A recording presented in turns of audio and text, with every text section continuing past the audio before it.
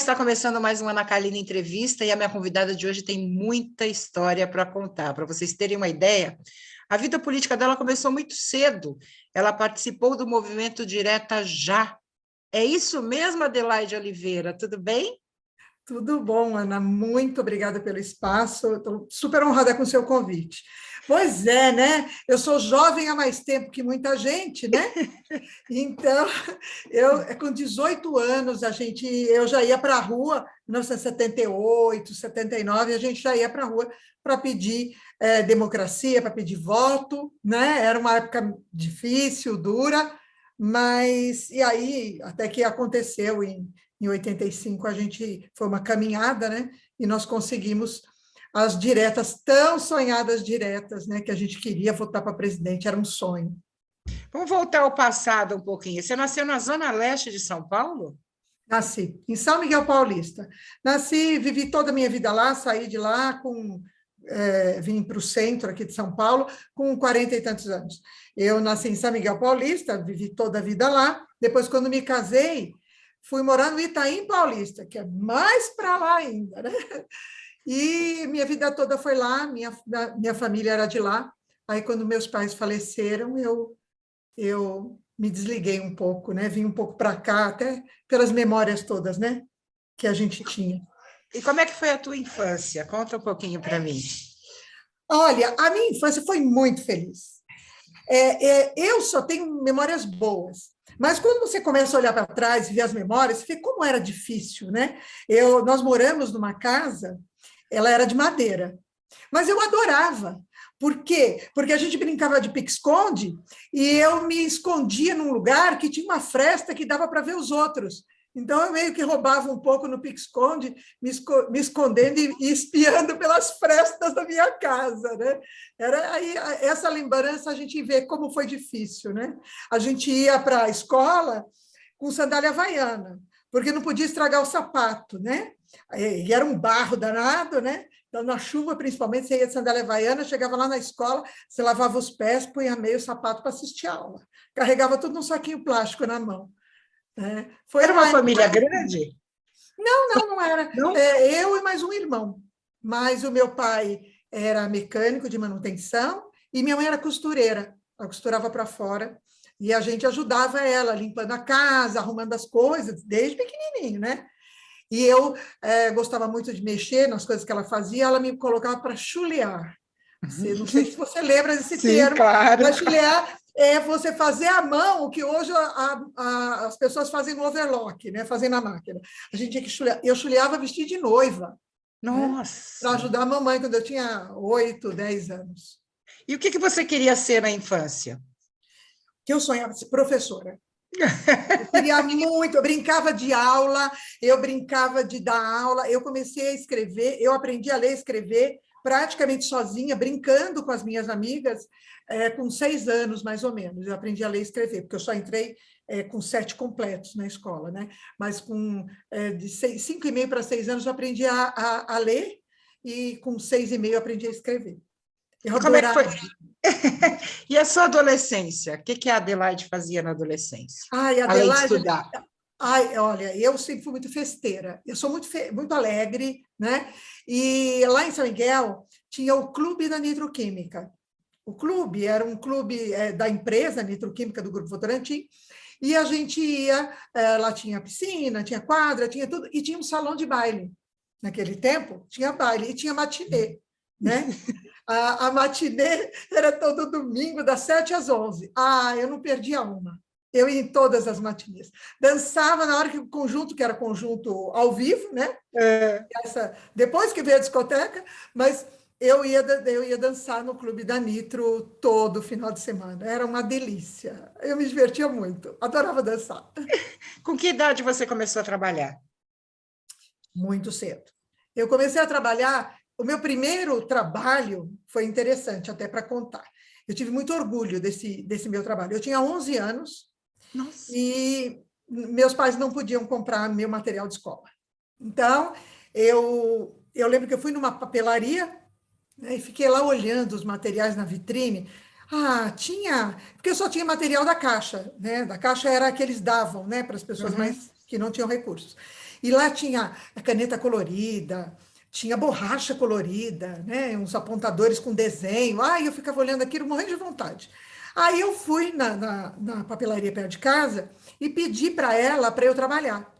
Ela falou assim, mas trabalhar como? Você não estuda? Eu falei, eu estudo, então eu quero trabalhar para comprar material de escola. Acho que a moça me viu, eu era um palito de magrinha, né? Sempre fui muito magra. Aí eu acho que ela viu aquele palito de gente, ela pegou e falou assim, você estuda? Eu falei, estudo de manhã. Ela falou, então amanhã, depois da escola, traz a sua mãe aqui. Aí eu levei minha mãe e ela pediu permissão para eu trabalhar na loja dela, né? Aí eu trabalhava fazendo pacote, né? E fazia pacote do material de escola. No final do mês, eu recebi de pagamento todo o meu material. Não, mas eu até chorei de alegria. Foi o meu primeiro pagamento, foi o meu material de escola do ano, né? Que meu trabalho não deve ter valido tudo isso, porque eu trabalhava poucas horas por dia, mas a dona da papelaria me deu essa alegria aí que eu pude ganhar com o meu próprio esforço. E Daí durante quanto tempo você fez isso? eu fiz mais ou menos durante aquele, sabe aquele mês que todo mundo vai comprar material de escola? Eu trabalhei durante um mês, mais ou menos, e consegui receber. Aí depois eu descobri que dava para ganhar dinheiro trabalhando, né? Aí É. meu pai não vai atrapalhar os estudos, mas aos 14 eu tirei a minha carteira profissional e fui trabalhar de balconista, né? Trabalhei de babá um pouquinho antes, né, de tirar a carteira, mas depois para ganhar mesmo registrada desde 1975. Eu tenho a minha carteira profissional. E aí eu fui trabalhar de balconista. Fui balconista de loja de roupa, de ótica, de farmácia, muitos anos, né? Até que eu fui conseguir uma vaga num escritório, fui trabalhar em escritório. E você Mas fez faculdade cedo? fiz faculdade. Antes de fazer a faculdade, quando eu saí do colégio, né, Uhum. do segundo grau, eu estava em dúvida o que eu ia fazer, onde eu ia fazer, não tinha dinheiro para fazer faculdade, né? Fiquei tentando pensar o que eu ia fazer, aí eu fiz um ano de decoração de interiores. Nossa, me apaixonei. Falei, nossa, você é arquiteta. Aí eu fui ver quanto é que custava a faculdade de arquitetura, era um absurdo, e era o dia inteiro. Falei, esquece, você é professora mesmo. E aí eu entrei em Mogi das Cruzes, fiz letras. Como eu era apaixonada por livros, eu lia 3, 4 livros por semana. Nossa. Eu comia livros, eu era uma traça.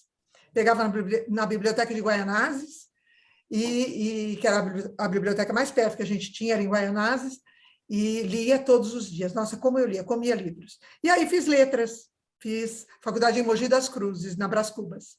Chegou a ser professora, não? Eu cheguei a fazer os estágios, né, necessários para se formar, mas não exerci a profissão.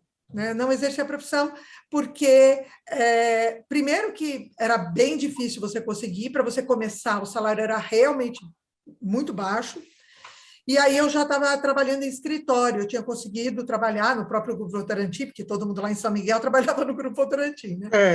Aí consegui trabalhar, e aí eu fui para escritório, acabei fazendo curso de secretariado, fui secretária há muitos anos, fui secretária dos filhos do doutor Antônio Hermílio de Moraes, e depois segui em escritório em corporativo mesmo.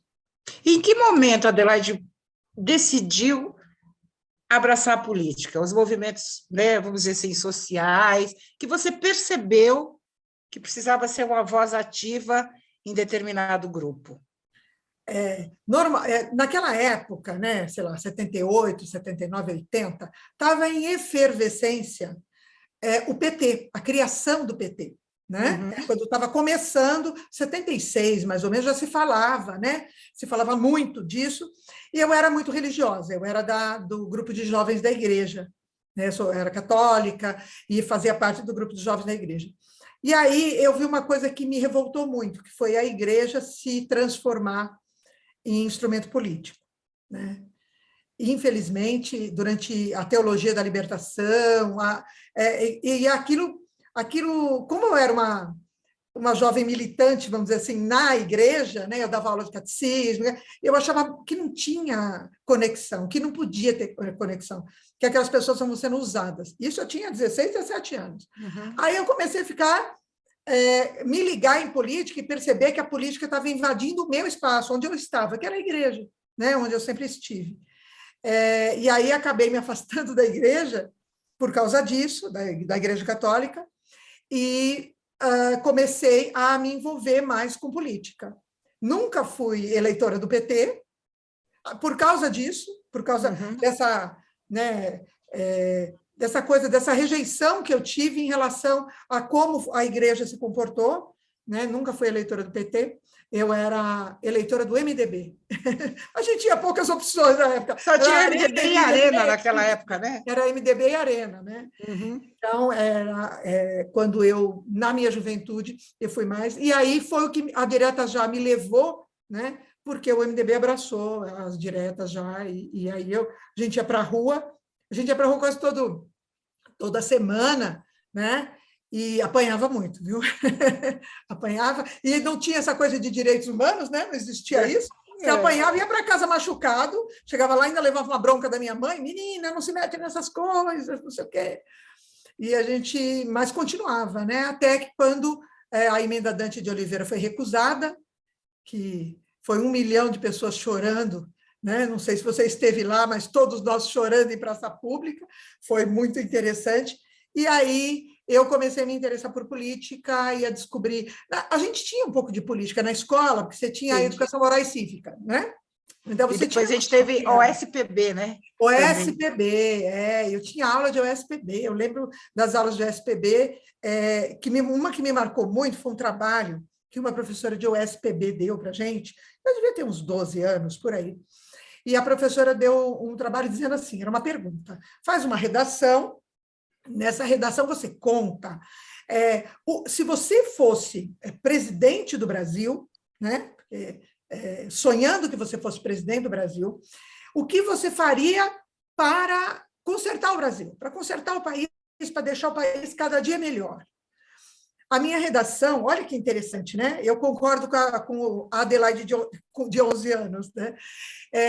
Eu disse assim, eu escrevi na minha redação o seguinte, que eu consertaria a justiça, porque se a justiça cumprisse o papel, todas as outras coisas entrariam nos eixos, porque todo mundo cumpriria a lei. Então, meu sonho era cumprir a lei. Você vê, agora eu sou uma militante, uma ativista do combate à corrupção, né? Defendo, né, o Estado democrático de direito. Eu já pensava nisso aos 11 anos. E como é que você via aquela época a participação da mulher na política? Você acha que as jovens, àquele tempo, eram bem mais atuantes do que as nossas jovens hoje? Eu acho que os jovens, em geral, eram mais atuantes, né?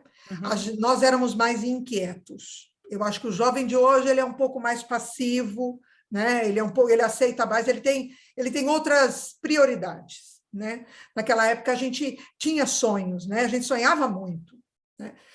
Mulheres nem tanto, né? Porque a mulherada meio que tem medo. Naquela época o pai mandava muito na gente, né? O pai era meio seu dono.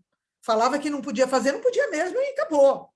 Falava que não é para sair de casa e você não saía. Aliás, eu fiz faculdade porque eu pulei a janela para fazer Vestibular. Para fazer vestibular. Meu pai queria que eu fosse normalista. Nossa. Meu pai queria que eu fosse normalista, porque ele falou que mulher não fazia faculdade. Mulher era professora, normalista.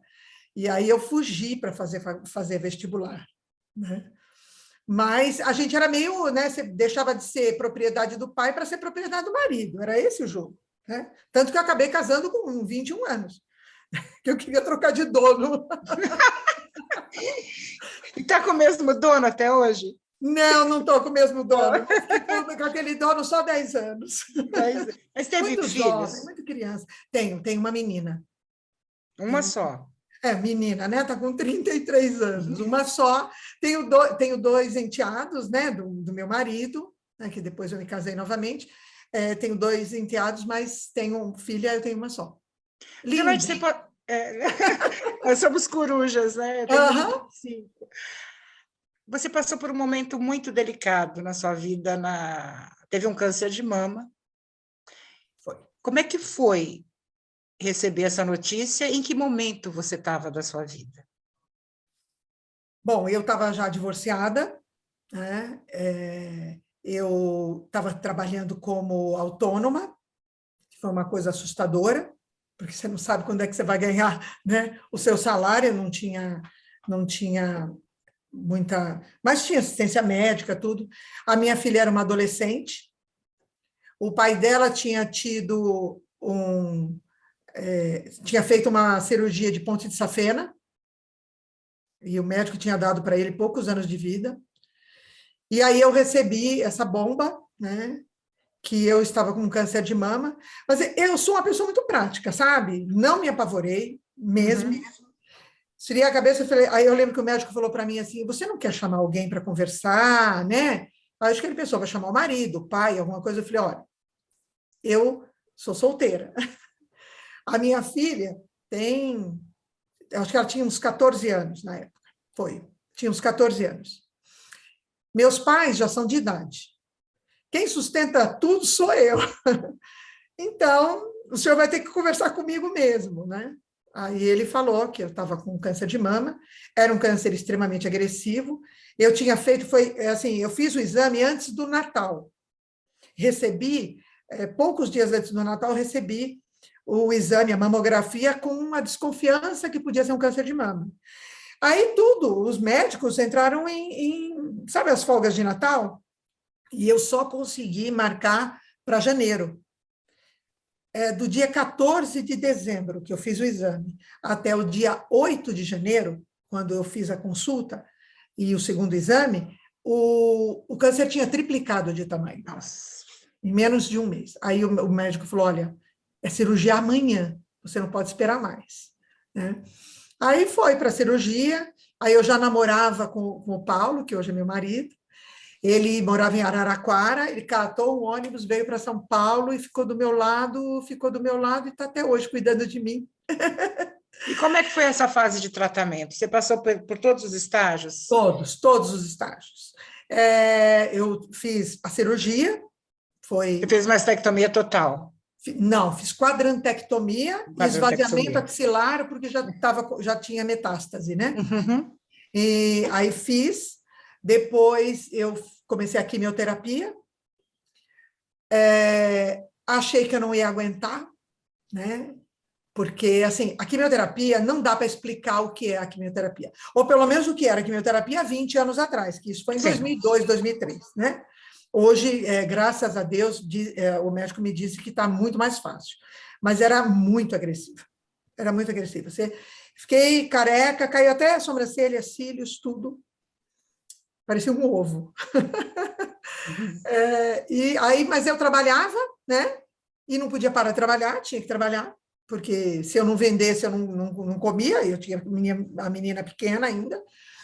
Aí eu botei uma peruca e continuei trabalhando. Eu parei de trabalhar no final da quarta quimioterapia, quando eu estava começando já a rádio, porque eu realmente não aguentava nem andar mais.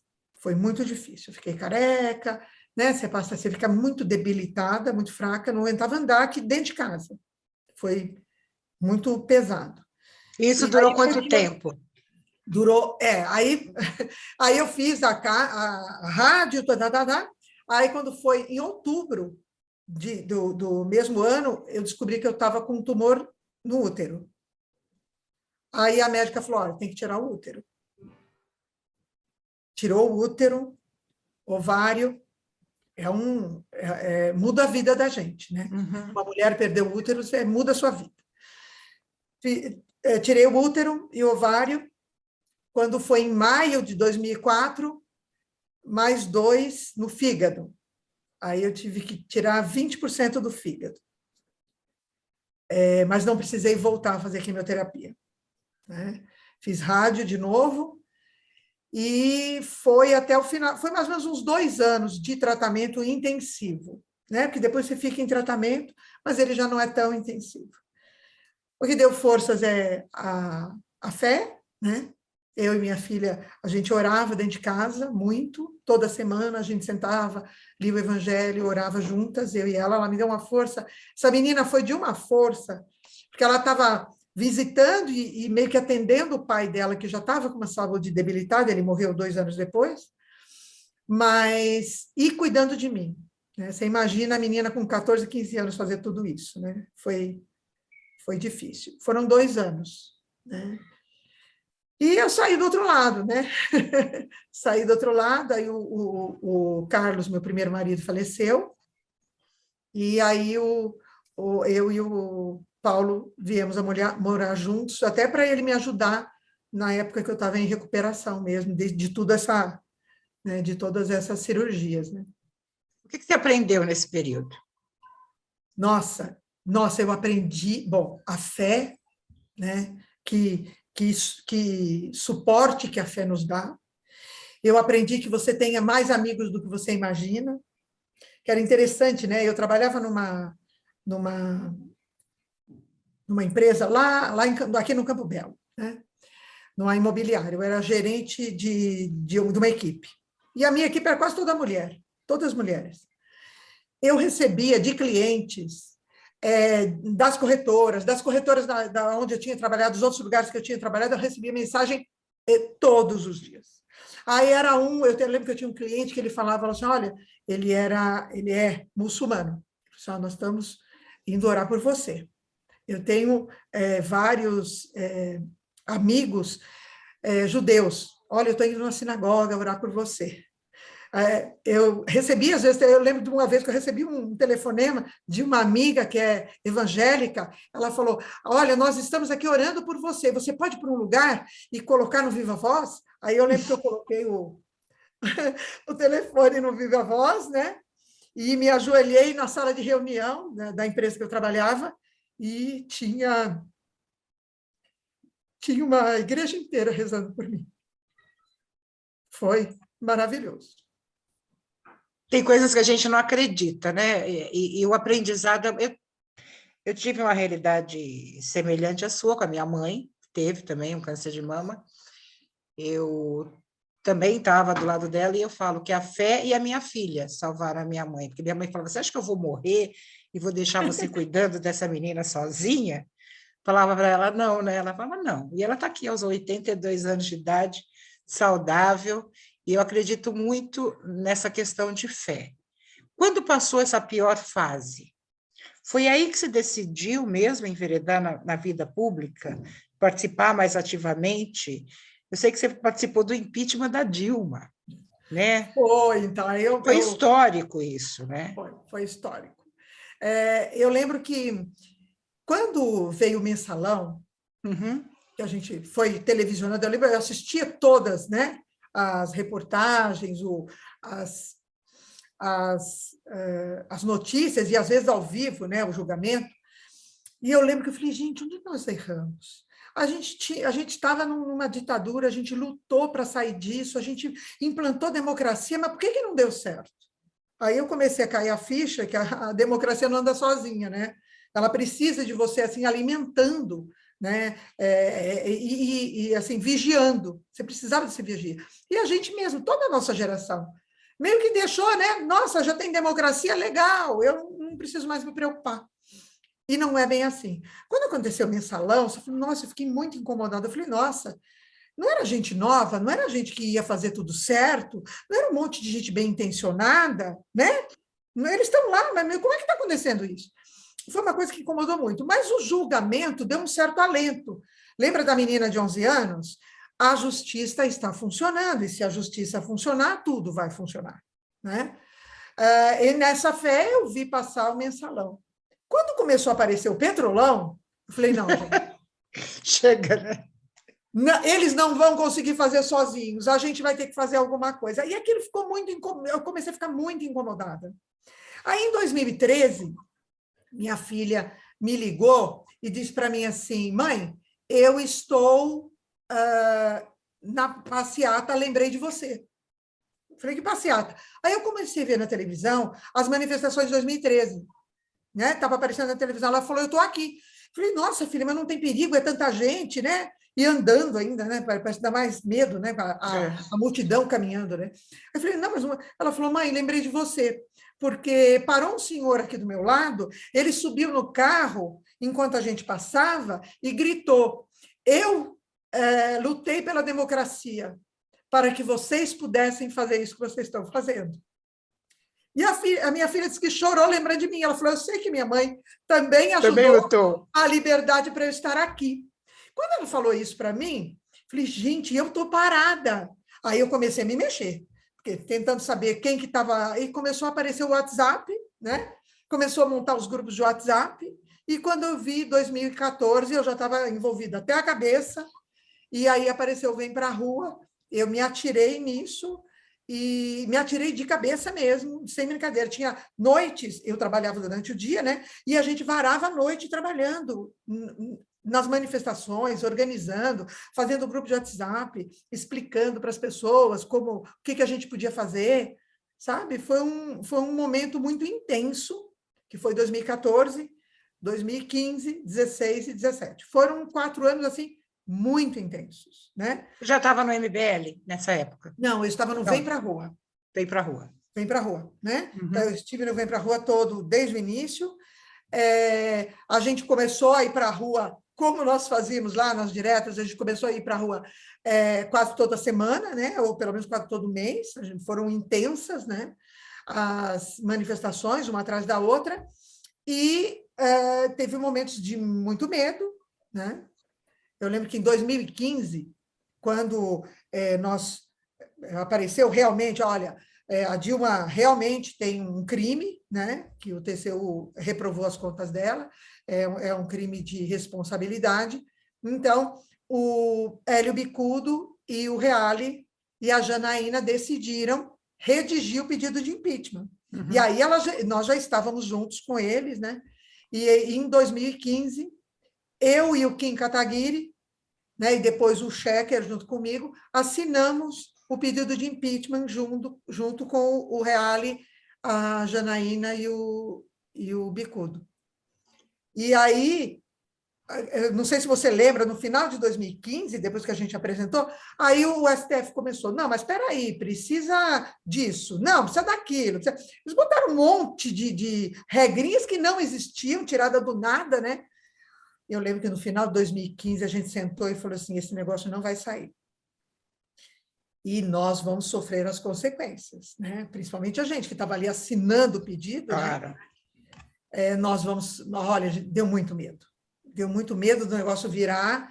E aí, quando foi no início, aí o Cunha aceitou no dia 4 ou 5 de dezembro, ele aceitou o impeachment, e a gente fez a primeira manifestação, já tendo aceito o pedido de impeachment, no dia 13, às 13 horas, dia 13 de dezembro, às 13 horas na Paulista. Foi a nossa primeira manifestação, já com pedido de impeachment colocado. E depois, 15 de março, que foi a espontânea, né? Porque a gente não sabia que ia dar aquilo.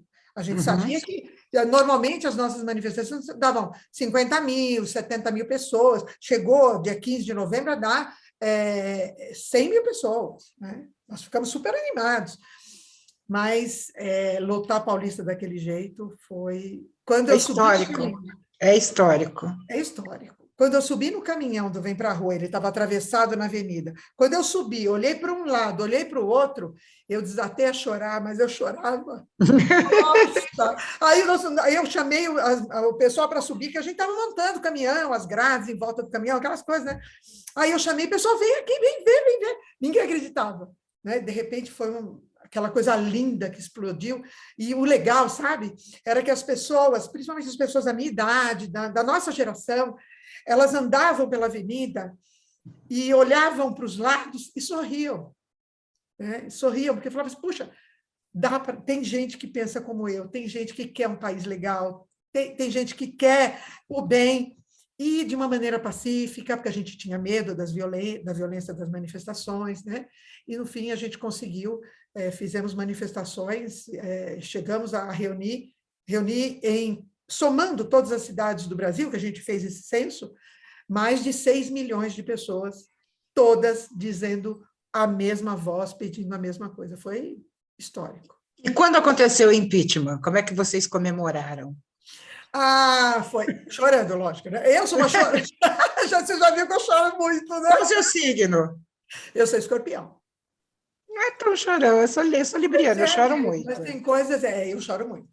E aí, o dia mesmo da votação não do Senado, né? No dia da votação da Câmara, Nós montamos na Paulista 3 telões enormes, botamos caminhões com telão durante a Paulista, lotou a Paulista inteira, o dia inteiro, enchendo de gente, e quando chegou no voto, né, que selou o impeachment, nossa, a gente se abraçava, foi do Bruno Araújo, né, inclusive o voto, eu lembro até como hoje, na hora que ele falou, né, a história me reservou isso e votou. E aí a gente saiu se abraçando, foi uma vitória, foi uma vitória, sabe assim, das coisas boas, porque ali você tinha um monte de gente que era sonhador, né? Um monte de gente que tinha lutado também pelas diretas, um monte de gente que sonhava com o Brasil melhor. E quando a gente conseguiu, falou, caramba, nós podemos, né? Dá para fazer, não é impossível. Todo mundo falava isso, né, no começo. Na verdade, você é louca. Eu cheguei a perder emprego, eu cheguei a ser mandada embora de uma empresa por causa disso, eles eram contra, né? Perdi o emprego no meio desse processo todo, fiquei desempregada. Mas eu acreditava muito, e as pessoas diziam assim, imagina, isso não vai acontecer, isso não vai dar em nada. Né? Olha aí, deu em tanta coisa, olha aí. Aí, às vezes, hoje, sabe, Ana, as pessoas dizem assim, nossa, não adiantou nada. Não é. Adiantou sim. Adiantou sim. Adiantou porque nós estávamos letárgicos. Até voltamos a ficar um pouco letárgicos de novo, agora com este governo e tudo mais. Mas nós estávamos completamente dissociados da política. A política acontecia em Brasília, eram os Vossa Senhoria, né? Contra Zé Ninguém. Zé Ninguém era quem votava. Né, e Vossa Senhoria quem era eleito. Ninguém conseguia chegar perto deles. O pessoal descobriu o caminho do Facebook, do Twitter, do Instagram, descobriu o caminho do e-mail, descobriu o caminho do telefone e, principalmente, descobriu o caminho de Brasília. Né? Você vê muito ativista hoje lá em Brasília, lutando por uma ou outra causa, cada um pela sua, mas eu acho que essas manifestações, né, elas revitalizaram a nossa democracia. Né? Elas deram um chacoalhão, assim, tipo, depende de você. Eu acho que esse é o legado que a gente vai deixar, né, dos movimentos de rua. E como é que foi a experiência da Adelaide ser candidata a vice-prefeita? Não quero tocar no nome do Arthur, mamãe falei, para mim, né? Já saiu, já acabou, mas eu quero saber da sua experiência como candidata a vice. Como é que isso aconteceu? Porque você nunca tinha participado de eleição nenhuma. Não. E eu dizia que não ia. Vou ser candidata a vice-prefeita. Como é que esse movimento aconteceu? Bom, eu sempre dizia que eu não ia para a política. Inclusive, quando o Kim foi, né, quando o Schecker foi, quando a Janaína Lima foi, que eram dos movimentos, né, que era tudo gente ali que estava junto com a gente, eu dizia, falei, gente, eu vou ficar, porque eu aqui, pressionando das ruas, eu viro mais voto do que eu ser apenas um voto lá na Câmara. Eu viro mais voto aqui. Então, eu subo no caminhão e convenço as pessoas, eu vou virar votos dos parlamentares. E não quis ir. E eu dizia outra coisa também, eu falei, olha, eu só vou se tiver a candidatura independente. Inclusive, eu trabalhei muito pela candidatura independente. Falei, porque assim, os partidos não me representam. Não me representam. Né? A gente tem aquele asco de partido, né? Até hoje eu voto na pessoa, eu não tenho partido nenhum. A gente eu fico triste, essa coisa do partido. Eu fico triste, Lógico. Mas hoje a gente ainda vota nas pessoas. Né? A gente ainda vota, sim. É muito mais personificado, né? Sim. Aí, os meninos do MBL já tinham me chamado para vir como vereadora, né? Candidata a vereadora. Falei, olha, eu não vou, né? Eu estou aqui no Vem Pra Rua. O Vem Pra Rua não permite que os líderes, principalmente, sejam candidatos. Eu teria que sair, eu adoro Vem Pra Rua, eu não quero sair. A gente estava no meio da luta pela Previdência, para aprovar, né, a Previdência e o pacote anticrime do Moro. A gente estava com todas as energias, né, gastas nisso. A gente achava que ia acontecer. E então eu recusei. Aí depois eles vieram falar comigo novamente. Olha, você não quer mesmo? Gente, não vou, por causa de partido, etc, etc. Até que eles vieram com uma proposta que é o seguinte: olha, o patriota municipal, que é o que interessa para a eleição, é nós que vamos compor, né? Que era o partido, né? Que era o partido pelo qual nós saímos. Então, o patriota municipal, é nós que vamos compor. E, olha, a gente vai abrir mão de todos os privilégios, nós não vamos a fundo eleitoral, nós vamos ter compromissos com a população, assim, assim, assim. Eu falei, poxa, parece interessante. Ele falou, olha, a gente gostaria que você fosse candidata a vice-prefeita. Porque como prefeita da cidade, você conhece a cidade, né? Ainda mais corretora de imóveis, né? A gente roda a cidade inteira. Você conhece mesmo, 25 anos corretora de imóveis, imagina, né? São Paulo. E aí ele falou, você conhece bem São Paulo, vamos... se a gente consegue uma posição dessa, a gente tem como realmente mudar as coisas. Eu falei, olha, isso eu vou. Nessa condição eu vou. E aí eu fui. Foi uma coisa muito legal, porque a gente trabalhou em cima de um tema que tem muito a ver comigo, que é o plano diretor da cidade. A gente trabalhou muito pela revisão do plano diretor, que está acontecendo agora, né? Em São Paulo. Sim. Porque eu sei o que é morar na Zona Leste e demorar 2 horas e meia para chegar no trabalho. Né? Eu só via minha filha à noite, porque eu saía de lá às 5 horas da manhã, não tinha amanhecido ainda, né? E eu chegava para pegar ela na casa da minha sogra, né? Dormindo no meu colo às 10 horas da noite. Quando chovia, então, era um Deus nos acuda, porque aí os trens param, tudo para, né? Então, eu vivi muito isso. Então, para mim, e como trabalhando no mercado imobiliário, eu sabia a importância do plano diretor para melhorar essa situação, né? Esse abismo social que tem em São Paulo. Eu falei, vamos defender isso. E eles toparam, e nós defendemos isso durante toda a campanha. Foi interessante, porque eu digo que eu conheço muito São Paulo por causa do plano de ser corretora, né?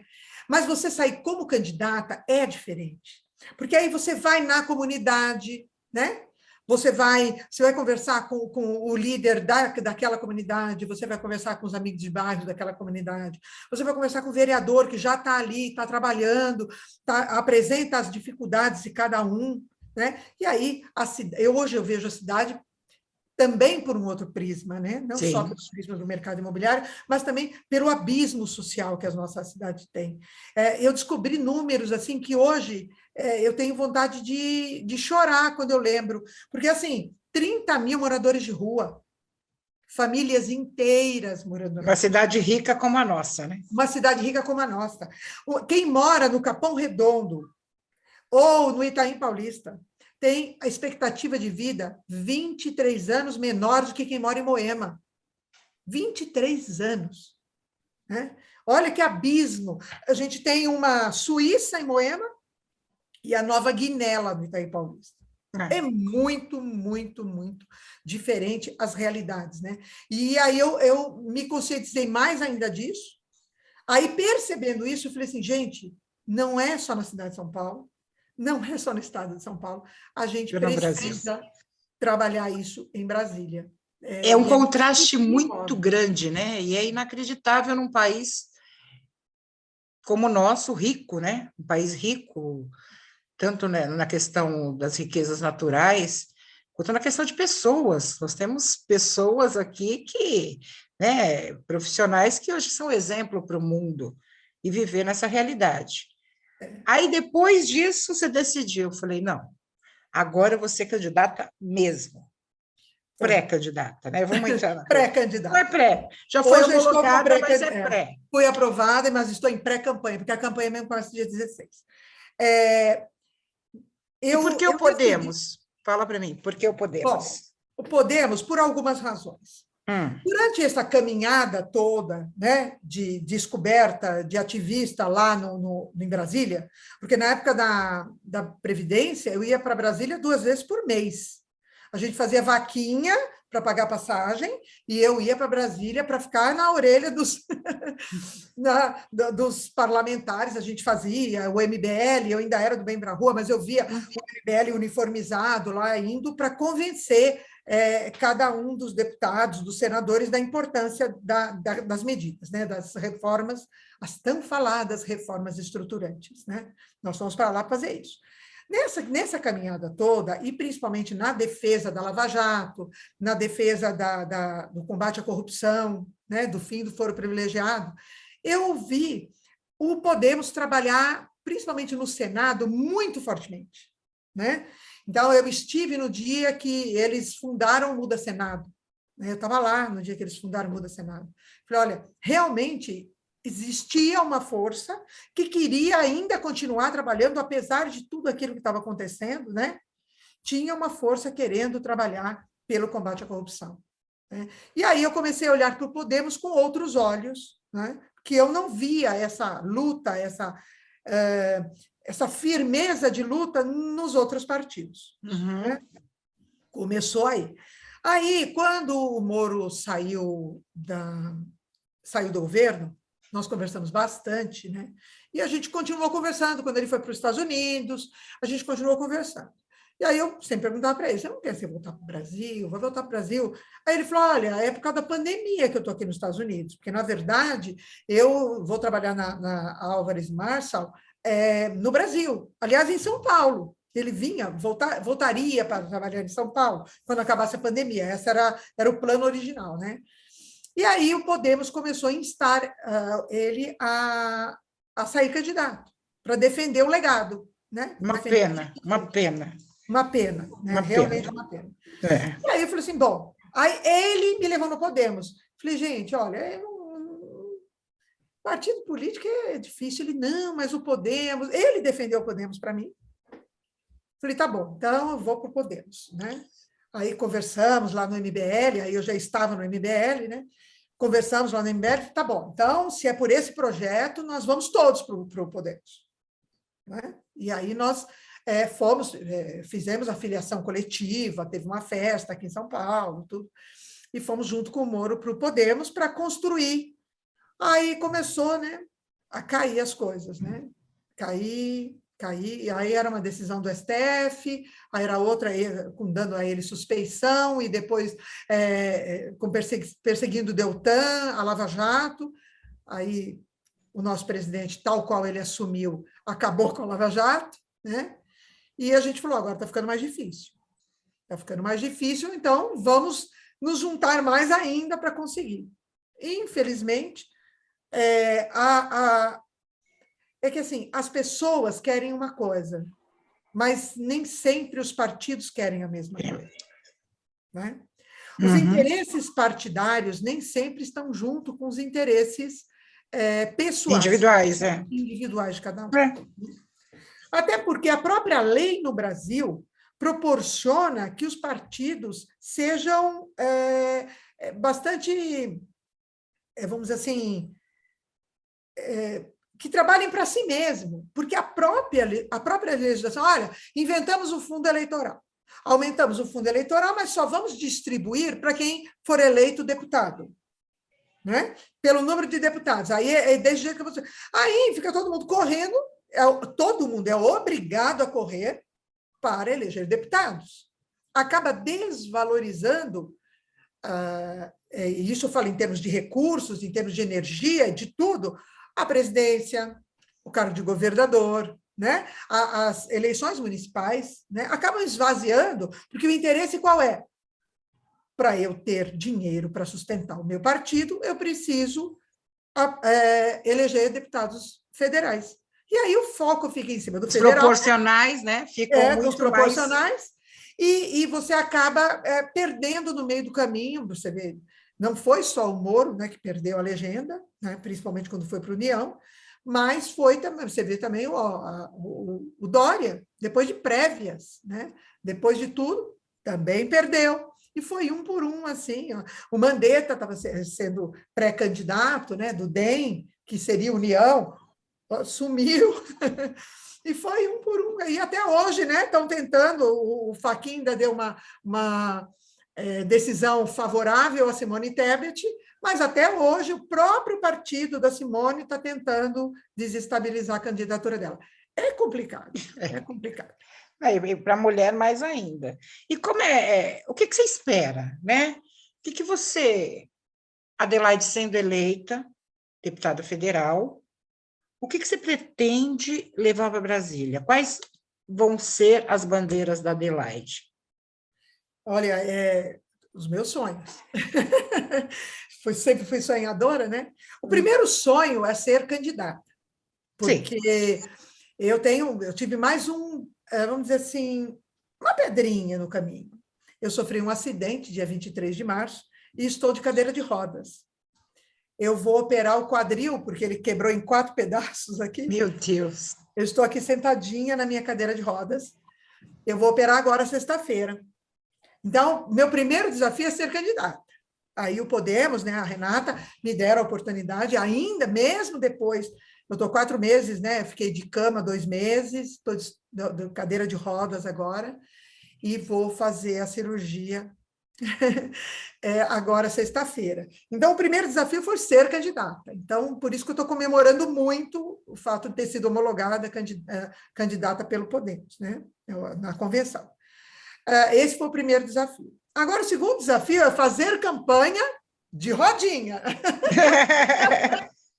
Você vai ter que ficar de cadeira de roda ainda um tempo, mesmo pós-cirurgia. Não, até novembro, dezembro, eu estou de cadeira de rodas. Foi muita coisa, porque as fraturas, elas não foram fraturas simples. Ela tem 2 fraturas, foram múltiplas, ou seja, virou caquinho o osso. Então, essas fraturas múltiplas, elas demoram muito para solidificar, porque não é um ponto, né? São vários pontos, né? Vou colocar prótese, né? Então, agora tem um desafio, que vai ser a cirurgia. 15 dias depois da cirurgia, começa a campanha. E aí, eu vou ter que me desenvolver na campanha de cadeira de rodas. Então, este é o meu primeiro desafio, mas eu tenho uma frase que eu dizia para os meus corretores. Eu dizia assim, eles falavam muito, né? Eu vou vender, se Deus quiser, eu vou vender. Aí eu dizia assim, olha, Deus quer. Mas eu vou te contar um segredinho. Deus faz coisas extraordinárias na vida da gente. Realmente extraordinárias, né? A fé que a gente tem e a força que a gente coloca nas coisas que a gente acredita é muito importante e Deus faz realmente coisas extraordinárias. Só que as ordinárias que tem que fazer é a gente mesmo. Não é? Se eu não me candidatar, com certeza eu não vou ser eleita. Claro. Não, eu acho que Deus pode fazer, sim, coisas extraordinárias na nossa vida e pode fazer coisas extraordinárias na minha vida, mesmo eu estando de rodinhas, mesmo eu estando passando por essa prova, né? Só que eu preciso fazer as ordinárias, né? E as ordinárias nós estamos fazendo, que é divulgar as nossas ideias através das redes sociais, né? E começar a regimentar pessoas em torno do projeto, que são os meus sonhos, né? São só 4. Fortalecimento do combate à corrupção, né? Retorno da prisão em segunda instância, fim do foro privilegiado, né? E realmente mecanismos para o combate à corrupção, principalmente na coisa pública, né? Que é o mais vergonhoso, o mais assassino, né? das corrupções, é a corrupção na coisa pública. Segundo, habitação. Bom, eu trabalho no mercado imobiliário e eu sei que a habitação no Brasil se tornou um artigo de luxo, e não é. A habitação é uma necessidade básica. Não há família que aguente se não tem. Você não consegue ter unidade familiar se você não tiver uma moradia digna para essa família. Você dissolve a família. Quantas famílias não estão sendo dissolvidas hoje entre os 30 mil moradores de rua de São Paulo? Uma família não aguenta isso. Você precisa ter para onde voltar. Você precisa ter um lugar seguro, sabe, para criar as experiências familiares, para ensinar os filhos, para desenvolver o ser humano, você precisa de uma moradia digna. E a pandemia piorou ainda mais. E a pandemia botou isso assim na nossa cara, né? Bem. Então, eu vou lutar por habitação. Eu acredito que o mercado, que o governo, com políticas públicas, pode proporcionar um mercado em que seja possível um trabalhador sonhar com a casa própria, porque hoje não é. Hoje, com o custo que tem a casa própria, infelizmente, as pessoas não escolhem, como um dia falou o presidente Bolsonaro, né? Ele foi num lugar que tinha desabado, né, as casas, ele falou, mas as pessoas não será que não previram que ia cair? Não, filho, eles não têm escolha, né? Aí você vai para lá e vai construir um Ele acha barraco. que o povo mora em favela porque quer, né? Não, ele escolheu morar aqui, não. Exato, ele escolheu, mas olha que absurdo, é a pessoa falta de sensibilidade. Então, essas pessoas que são empurradas, né, para as franjas da cidade, sem educação, sem saúde, 90% dos leitos hospitalares estão no centro expandido. 60% das pessoas moram fora do centro expandido. Imagina, isso é um muro, gente. É um muro determinado, este muro é determinado pelo valor. Eu não posso comprar esse apartamento que eu tenho. Sendo muito sincera, eu não posso comprar. Quantas pessoas hoje não moram em apartamentos que ela não pode mais comprar, de tanto que valorizou? Mas você fica feliz porque valorizou? Calma, Não. filho. Não. O caminho não é esse. Seu filho não vai conseguir comprar. Seu filho não vai conseguir comprar a casa dele. Então, nós precisamos de um plano para habitação. E eu penso em defender, e essa vai ser minha bandeira principal, um marco legal para a habitação, né? Mexendo em políticas públicas, sabe, que mexam, inclusive, com o custo do imóvel econômico, aquele que é feito para famílias com renda menor que 5, menor que 3 salários mínimos. A gente não pode, o saco de cimento não pode custar a mesma coisa para quem constrói um apartamento de 10 milhões, para quem constrói uma casa na periferia. É tão óbvio para mim, mas... A gente tem uma questão tributária muito a ser discutida nesse ponto também. Muito. Que deve ser discutida agora nessa próxima legislatura, a nossa reforma tributária. Espero que sim. Então, nós temos muita coisa para fazer na área da habitação, e essa vai ser minha segunda bandeira. Tá? A minha terceira bandeira é a erradicação da pobreza, né? Que vem junto com essa história da habitação.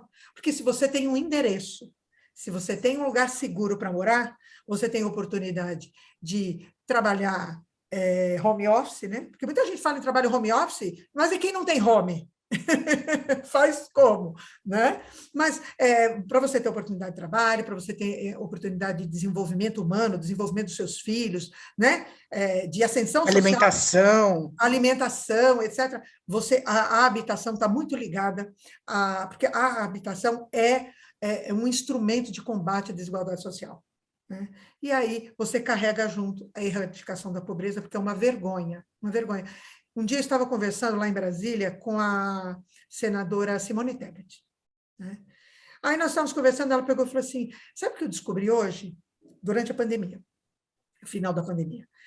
Sabe o que eu descobri hoje? Que essa noite, e provavelmente está acontecendo a mesma coisa, se não maior, que essa noite 5 milhões de crianças vão dormir com fome. Hoje, nós estamos aqui conversando, essa noite, de hoje para amanhã, 5 milhões ou mais de crianças brasileiras vão dormir com fome. Essa é uma realidade que a gente não pode esquecer, né? E defender, por último, né, e não menos importante, defender a mulher na política, né? Os direitos da mulher, a ocupação da mulher em espaços de poder, sem dúvida nenhuma. É bem feminina, né, a minha pauta. Eu estou pensando na família, na mulher e nas crianças. Uma coisa que eu fico muito indignada ainda, as pessoas falarem que é obrigatório, né, os partidos terem um percentual de mulheres. Eu falo, não, a lei não é para mulheres, a lei é questão de gênero, né? Um dia ainda sonho que a gente vai ter que preencher vagas masculinas. As pessoas não entendem nem a própria legislação, né? Eu fico muito indignada. Eu trabalhei 16 anos na Assembleia Legislativa. E as pessoas me perguntavam ainda, o que faz um deputado? Eu falava, você tem que ver, você vota. O mínimo que você tem que saber, você vai votar na Adelaide, você tem que saber o que a Adelaide pode fazer por você em Brasília. Então, a gente não tem educação política. Eu falo, tudo bem, acabaram com o SPB, com educação moral e cívica, porque eram matérias ligadas, né, à ditadura, ao militarismo, crie-se outras. O esclarecimento, no mínimo, você tem que saber a Constituição, porque são seus Claro. direitos, né? Você tem que conhecer As os seus pessoas não direitos. sabem nem o hino, vão saber a Pois Constituição. é, então, nós precisamos dar aula, no mínimo, nós precisamos dar aula. Eu digo que, em educação, nós precisamos trabalhar duas coisas. Na escola, até porque o mundo mudou, a gente precisa trabalhar essas duas coisas. Educação política e educação financeira. Essas duas matérias tem que ter desde pequenininho, porque a gente vive no meio político e se você não sabe administrar o seu próprio dinheiro, aí você fala, não, educação financeira é para quem ganha e sobra. Não é. É principalmente para aqueles que o dinheiro ganha não pouco. sobra. Exatamente, exatamente. Que é aprender a conter gastos, aprender a fazer o essencial, né? Que a mulher sabe fazer tão bem, né? Normalmente as mulheres dão aula disso. Disso. E o que o marido e a filha estão achando dessa empreitada? Não, estão torcendo por mim. O meu marido, o Paulo eu ganhei de presente, Deus me deu, no momento mais difícil da minha vida, que foi, né, quando eu tive câncer. Eu conheci o Paulo e conheci o Paulo meses antes, né, de descobrir que eu estava doente. E, assim, ele é um companheirão, né, companheirão. Ele trabalha, ele é corretor de imóveis, né? Em home office, é possível, ele está trabalhando, mas ele falou, na campanha eu não trabalho, na campanha é só adelante, é porque alguém tem que cuidar dela. Então, ele falou que ele tem que ir, porque eu não posso andar, então ele vai ficar cuidando de mim, para que não aconteça nada, para eu ser bem cuidada, aí ele vai ser o motorista, vai ser tudo na campanha. Ele falou, não largo mão, eu vou junto. E minha filha está cada vez me trazendo mais pautas, cada vez que a gente senta para conversar, ela me traz mais pautas, que é bastante interessante. A gente vê o que o jovem espera, né? E trazendo mais pautas para mim. A gente, domingo, conversamos demais, né, sobre a legalização da cannabis para... Questão de saúde. Questão de saúde, né, que é muito importante, né, a quantidade de pessoas que precisam disso.